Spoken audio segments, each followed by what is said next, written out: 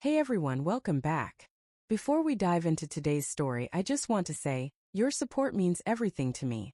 If you enjoy my content, please hit that subscribe button and help me reach my next goal of 4,000 subscribers. It would mean the world to me. Now let's get into the story. My wife Emily let out a laugh the second the judge's pen touched our divorce papers. The courtroom was still, but her laughter cut through the silence, sharp, smug, triumphant. She didn't even glance my way as she turned, just flipped her hair over her shoulder and murmured something to her lawyer loud enough for me to catch. He held her briefcase. She held the last word. I stood there acting like her comment didn't sting. Acting like this wasn't the woman I once pictured a whole future with. Acting like I wasn't staring at someone I barely recognized anymore. She walked out with brisk, confident steps, her heels clacking like she was marching in celebration, while I stayed behind because I simply needed a moment to breathe. 3 years of marriage ended with a laugh. That was her final goodbye. Outside the courthouse, she never paused. Not for me. Not even for a final cold look. She climbed into a sleek black car, someone else's car, and drove off as if the last few years had been nothing but a detour. I didn't chase after her. I didn't demand explanations. Whatever she'd chosen had nothing to do with me anymore. The first few weeks after the divorce were quiet. Almost unnervingly quiet. My apartment felt hollow, stripped of her perfume, her arguments, her storms. I filled my days with long hours at work and my nights trying to remember who I used to be before her. Before I let her opinions shape my self-worth. Before I believed her when she said I wasn't ambitious enough or exciting enough. 9 months passed. In that time I rebuilt everything she once mocked. My confidence. My stability. My direction. I stopped living in the ruins of our marriage and began building something new. Something that belonged entirely to me. And that's when fate decided to have a sense of humor. I ended up at a business conference in a high-end hotel. Something I never would have attended when Emily and I were together. Mostly because she always insisted I didn't belong in that world. And yet there I was, shaking hands with people who actually valued what I had to say, giving a presentation that earned nods instead of sighs. I had no idea Emily was in the same hotel. I had no idea her perfect new life had collapsed. I had no idea that when she saw me, 9 months after laughing at the end of our marriage, her face would drain of color, her confidence would crumble, and regret would flare in her eyes like sharp needles. But that moment was coming.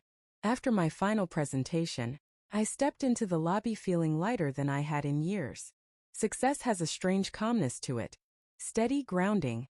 Nothing like the frantic approval chasing I endured during my marriage.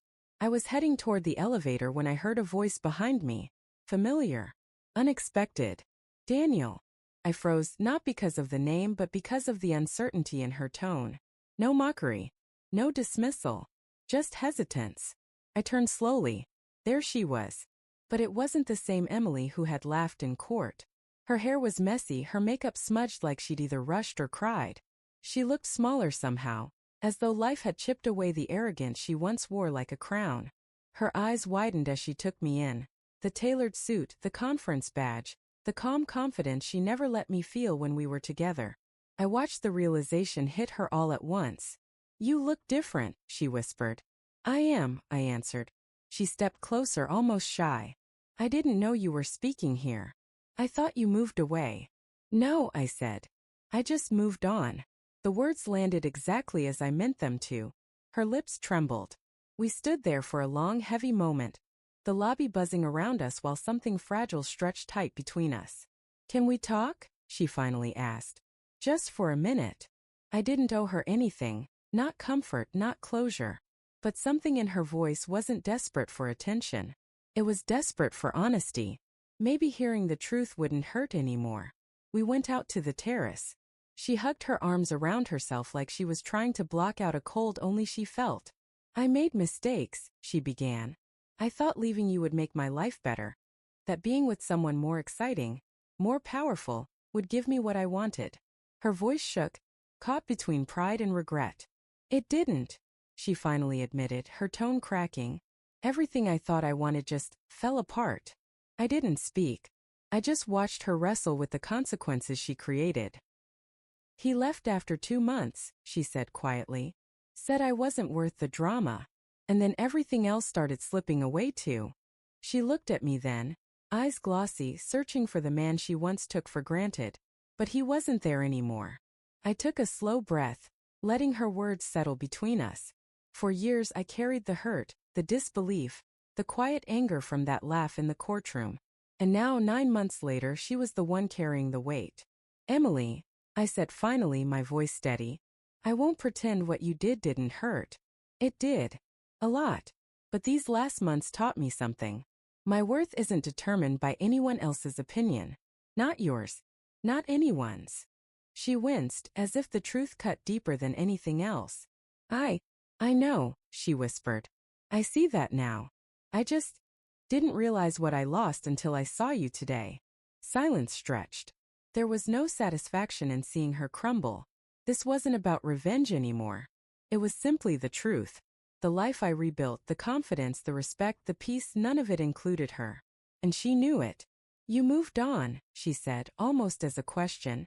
I moved forward, I corrected. And forward is exactly where I'm staying. Whether alone or with someone who respects me. Not someone who laughs when I trusted them most. Her eyes dropped to the ground.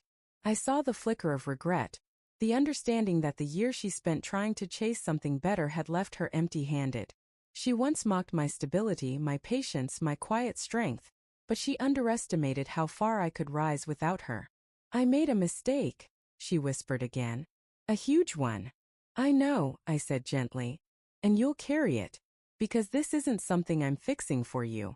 She nodded slowly, the fight gone from her expression. The arrogant, untouchable Emily was gone. All that remained was someone realizing far too late that some choices can't be undone. And for the first time in months I felt no bitterness, only relief. We didn't hug. We didn't cry. We didn't shake hands.